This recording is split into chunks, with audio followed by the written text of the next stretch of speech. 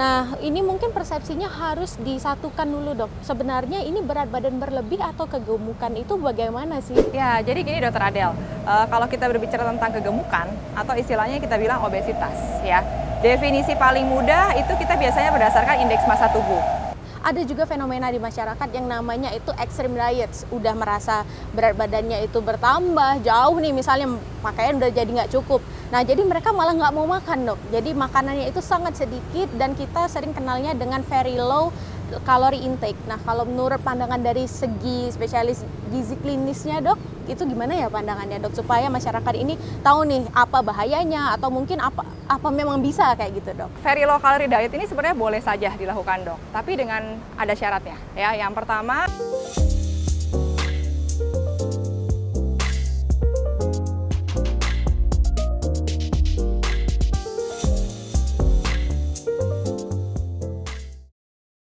Hai Sobat DRV, kali ini kita akan membahas tentang masalah yang cukup banyak dikeluhkan oleh masyarakat, yaitu tentang berat badan.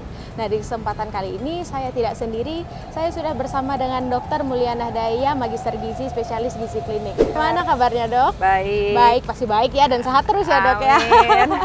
Iya, jadi kali ini, Dok, kita akan membahas tentang berat badan, Dok, di mana ini kan menjelang akhir tahun ataupun awal tahun pasti banyak sekali yang mengeluhkan tentang berat badan. Ya, Nah, betul. entah berat badannya itu yang paling cukup dikeluhkan itu adalah tentang kelebihan berat badan, Dok ya. Nah, ini mungkin persepsinya harus disatukan dulu, Dok. Sebenarnya ini berat badan berlebih atau kegemukan itu bagaimana sih? Ya, jadi gini Dokter Adel, kalau kita berbicara tentang kegemukan atau istilahnya kita bilang obesitas, ya. Definisi paling mudah itu kita biasanya berdasarkan indeks massa tubuh. Ya, indeks massa tubuh itu kalau karena kita orang Asia, kita pakai kategori Asia Pasifik, itu kalau indeks massa tubuhnya lebih dari 25 kilo per meter persegi, itu berarti kita katakan sebagai obesitas, ya. Paling gampang menghitungnya itu dari berat badan dalam kilogram dibagi tinggi badan dalam meter, dikuadratkan, ya. Jadi kalau lebih dari 25 kilo per meter persegi itu dikatakan obesitas, ya. Tapi memang untuk kategori indeks massa tubuh ini ada kekurangannya. Kalau misalnya binaragawan, gitu ya, yang beratnya mungkin karena massa ototnya kan besar, gitu ya. Kalau berdasarkan indeks massa tubuh mungkin hampir semua binaragawan masuknya kategori obesitas, betul nggak? Betul. Karena sebenarnya definisi dari kegemukan atau obesitas yang benar itu adalah suatu kondisi di mana terjadi penumpukan massa lemak yang berlebih. Jadi ini perlu digarisbawahi, penumpukan massa lemak yang berlebih yang disebabkan karena kelebihan asupan yang masuk dibandingkan yang keluar. Itu poin yang kedua. Yang ketiga, dalam proses waktu yang lama. Nah, itu definisi obesitas yang sebenarnya. Itu dari kategori dari WHO, ya. Jadi artinya penumpukan massa lemak yang berlebih disebabkan karena asupan yang berlebih dibandingkan yang keluar dan prosesnya dalam waktu yang lama. Oh, berarti ternyata kita harus tetap melihat dari komposisinya, berarti ya dia ada massa lemaknya yang berlebih, bukan berarti kita semata-mata hanya melihat berat badannya saja ya, Dok ya? Betul, Dokter Adel. Ya, memang itu berarti Sobat DRV kita harus mulai mengetahui nih asupannya tadi, makannya mungkin kebanyakan lebih daripada yang dikeluarkan ya energinya. Nah, ini ada anggapan ya, Dok, dari beberapa orang di luar dan masyarakat juga sebenarnya banyak nih mengeluhkan ini. Makan banyak sekitar 1-2 kali per hari misalnya, tapi porsinya itu wah luar biasa sekali, Dok. Nah, ini mereka langsung mengeluh, wah saya ini udah gemukan nih, berat badannya bertambah gitu kan. Nah, itu sebenarnya kalau menurut dokter benar nggak sih, Dok, kalau Iya. pandangannya? Nah, tapi memang kalau dikatakan apakah kalau misalnya kita overeating dalam 1 hari 2 hari kemudian menjadi obesitas atau gemuk, itu jawabannya tidak, ya. Nambah berat badan iya, betul dok. Betul. Kalau kita makan nggak mungkin rasanya kalau nggak tiba-tiba kita nimbang berat badannya nggak nambah, ya. Tapi komposisi tubuhnya berubah nggak? Belum tentu, ya. Karena memang biasanya tubuh butuh waktu, ya. Butuh waktu untuk apa? Buat beradaptasi. Dari segi metabolismenya, kemudian pengaturan termogenesisnya, sampai terjadi perubahan komposisi tubuh yang artinya mungkin massa lemaknya bertambah, kemudian massa airnya bertambah. Itu yang kemudian nanti prosesnya sekitar 2 minggu sampai 1 bulan.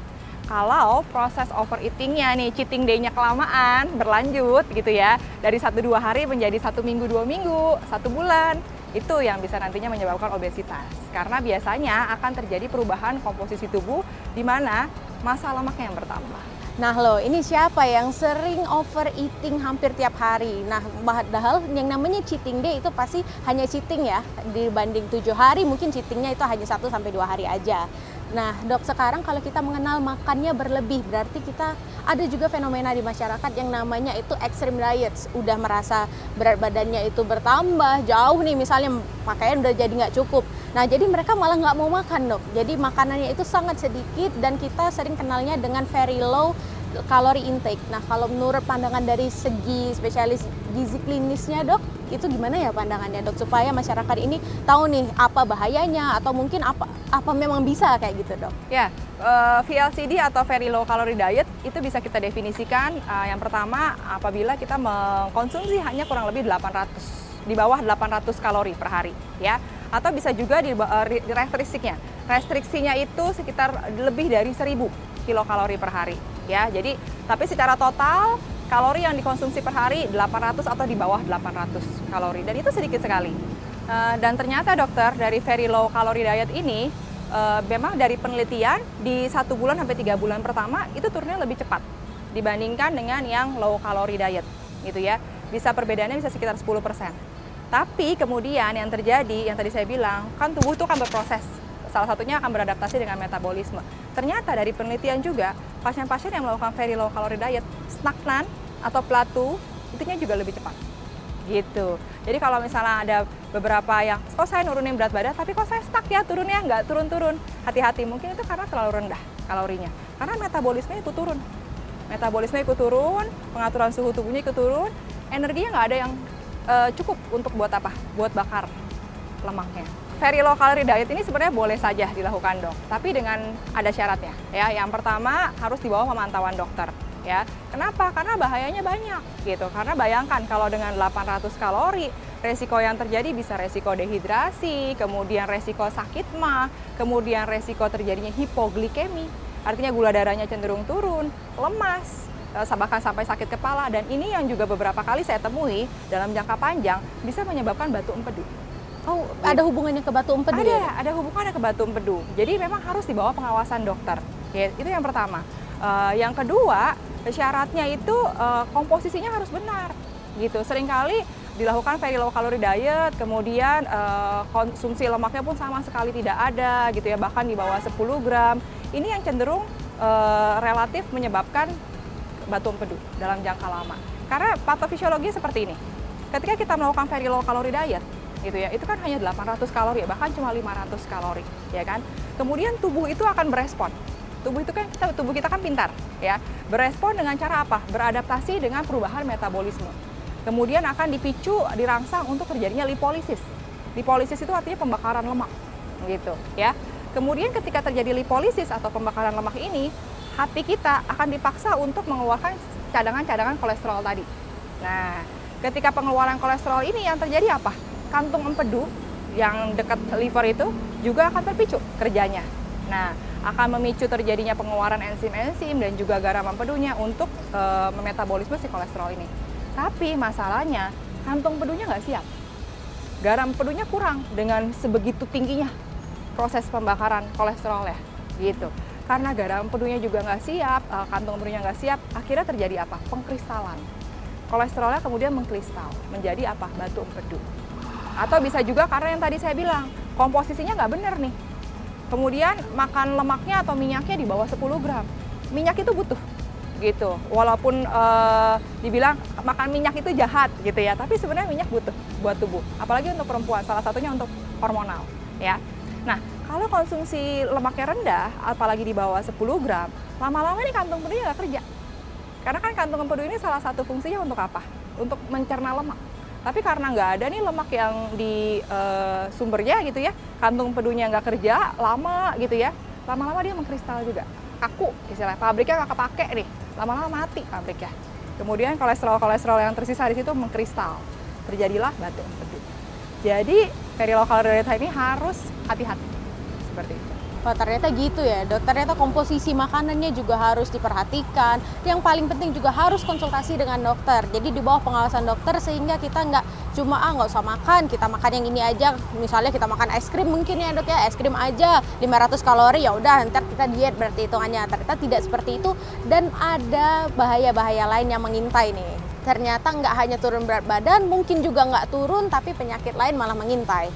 Nah, Dok, jadi sebenarnya kalau misalnya kita ingin nih untuk turun berat badan atau paling tidak seperti maintenance berat badan lah gitu. Nah, itu cara yang sehat dan benar dari sudut pandang gizinya itu seperti apa, Dok? Supaya Sobat Dervi di rumah ini udah paham nih yang benarnya itu gimana dan mungkin bisa diikuti setelah cheating day yang terus-terusan ini ya, Dok ya? Ya, untuk program penurunan berat badan dikatakan sehat apabila target untuk penurunan berat badannya sendiri adalah 0,5 sampai 1 kilo per minggu, ya, atau 2 sampai 4 kilo per bulan. Kalau mau lebih boleh nggak? Boleh aja, tapi dengan catatan yang tadi, di bawah pengawasan dokter. Saya kasih tips 4, yaitu 4J. Ya, paling gampangnya 4J. Ya. J yang pertama dari segi jumlah, dokter. Jumlahnya itu yang pasti yang pertama kita harus melakukan defisit kalori. Ya, defisit kalorinya biasanya kita sesuaikan dengan asupan sehari-harinya. Kemudian karena kalau kita lakukan defisit kalori terlalu besar, kan teorinya kita harus mengurangi 500 kalori. Atau kita harus mengurangkan sekitar 10-20%. Kita lihat dulu kemampuan pasien gitu. Kalau terlalu besar takutnya juga pasien lemes, takutnya itu ya. Nah, kemudian lakukan defisit kalori atau seperti misalnya porsi makannya kita kurangkan 1/4 gitu ya. Kemudian yang J yang kedua adalah dari jenisnya, komposisinya. Komposisinya harus apa? Lengkap. Ini yang seringkali orang lupa gitu ya. Oh, saya nggak mau makan karbo. Nah, saya nggak mau makan nasi karena nasi bikin gemuk. Tapi kemudian dalam satu piring ada gorengan, kemudian sayurnya dikit, seperti itu. Komposisinya tetap harus lengkap. Lengkap dalam arti kata ada karbohidrat, lemak, protein sebagai makronutrien, dan jangan lupa sayur dan buah untuk vitamin dan mineralnya. Ya. Kemudian dari segi jumlah sudah, jenis sudah, jadwal makan. Ini juga seringkali, oh ya udah saya nggak mau sarapan deh, gitu. Ini juga hati-hati karena jadwal makan ini penting dalam proses pengaturan diet. Karena kalau kita jadwal makannya itu terlalu lama gitu ya, misalnya lebih dari 6 jam kosong, itu juga bisa terjadi gangguan. Gangguan apa? Yang pertama gangguan lambung. Yang kedua, kalau kita perutnya kosong, apa sih yang terjadi? Lapernya luar biasa. Kalau udah lapar luar biasa, yang terjadi apa? Semua yang ada di depan mata bisa dimakan. Artinya overeatingnya lebih beresiko gitu ya. Jadi jadwal makan perlu diperhatikan. Seperti misalnya kita bisa bagi 3 kali makan besar atau 2 kali selingan, dengan 2 kali selingan, seperti itu. Kemudian saya tambahkan nih, khususnya untuk yang ibu-ibu, jurus masak. Ya, jurus masaknya ini penting. Kenapa? Karena memang kita biasanya menghindari makanan-makanan yang tinggi kalori. Tinggi kalori itu contohnya apa? Gorengan. Orang Indonesia kan kalau nggak makan gorengan kayaknya belum lengkap ya. Tapi kita bisa atur supaya setidaknya kita membuat komposisi lemaknya ini tidak terlalu tinggi. Setidaknya lauk hewani jangan digoreng dulu deh. Gitu. Mungkin ada tahunya digoreng gitu ya, atau mungkin ada keripik-keripik gitu ya, tapi sehingga lauk hewaninya nggak digoreng gitu, karena kita tahu lauk hewani itu kan komposisinya cukup besar ya. Kalau udah ngegoreng lauk hewani, kita udah seperti makan kurang lebih 5 sendok makan minyak gitu ya. Jadi hindari digoreng sebisa mungkin ya, terutama lauk hewani. Kita bisa memprosesnya dengan cara mungkin dibakar, digrill, pakaikan bumbu supaya apa? Supaya makanan juga enak, dietnya juga enjoy ya. Kemudian hindari makanan-makanan yang diawetkan, diasinkan, seperti itu. Banyak kok prosesnya selain digoreng, dibakar, disop, ditim, pakai bumbu bebas, kemudian dipepes, disop, silahkan. Ya, seperti jadi 4J prinsipnya. Nah, setelah ini harus diingat 4J. Tadi jumlah ya, Dok. Jumlah, lalu jam makannya, jenis, lalu yang terakhir jurus masak. Jurus masak itu sangat penting ya. Berarti kalau misalnya kita sesuaikan dengan selera, mungkin laparnya akan sedikit berkurang ya, Dok. Kita udah puas juga makannya nih. Nah, sekarang saya akan coba bawakan dari pertanyaan beberapa orang nih, Dok. Terutama dari kaum-kaum lansia. Masyarakat kita kan sebenarnya banyak yang memiliki penyakit kronis seperti darah tinggi lalu misalnya kencing manis ya, Dok, atau ada masalah-masalah di persendian yang memang kondisi tersebut itu mengharuskan mereka ini menjaga berat badannya, apalagi mungkin untuk orang yang sudah terlanjur obesitas harus menurunkan berat badannya, Dok. Nah, apakah jurus 4J tadi itu dari strategi yang sudah Dokter Mulia rancang, apakah bisa digunakan ya untuk para lansia, dan mungkin apakah ada catatan-catatan tertentu yang mungkin Sobat DRV di rumah harus ambil pentingnya? Ya, jelas bisa Dokter Adel. Karena kalau kita menelusuri definisi dari diet itu sendiri ya, diet itu kan sebenarnya bukan cuma sekedar nurunin berat badan. Diet itu sebenarnya artinya adalah pengaturan pola makan. Diet itu berasal dari bahasa Yunani yaitu diaita, yang artinya a way of life. Ya, artinya memang bisa diterapkan untuk semua orang, tapi sifatnya personalized. Artinya mungkin diet saya sama diet dokter, walaupun mungkin berat badan kita sama nih misalnya, tapi belum tentu dietnya sama. Gitu, karena memang disesuaikan dengan apa? Kondisi tubuh dan kesehatannya masing-masing. Kalau mungkin misalnya pasiennya ada kencing manis, mau nurunin berat badan, tentunya akan berbeda dengan pasien-pasien yang obesitas saja, gitu, tanpa diabetes mellitus.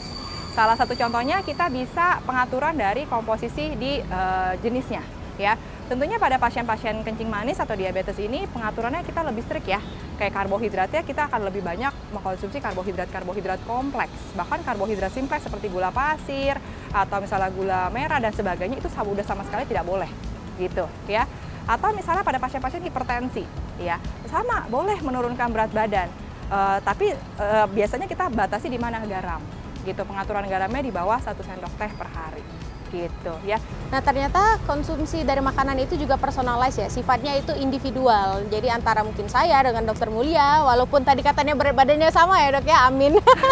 Jadi itu bisa ternyata saya punya menu sendiri, Dokter Mulia punya menu sendiri. Nah, mungkin sudah cukup banyak ya Dok ya yang kita bahas. Semoga nanti Sobat DRV di rumah itu udah bisa mengerti dan bisa menjalankannya. Nah, mungkin terakhir sebelum kita akhiri sesi ini Dok, mungkin ada pesan-pesan atau take home message yang akan Dokter Mulia sampaikan untuk Sobat DRV di rumah?